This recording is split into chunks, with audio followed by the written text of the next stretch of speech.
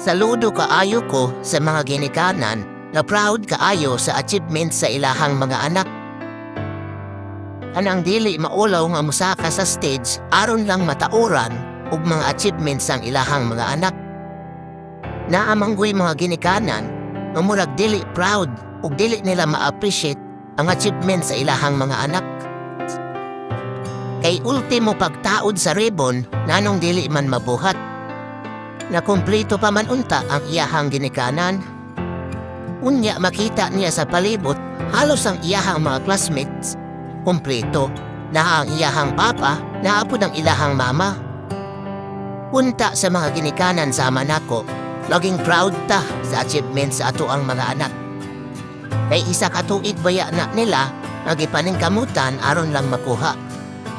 Oo, ribbon ra na, pwede na mapalit bisan asa.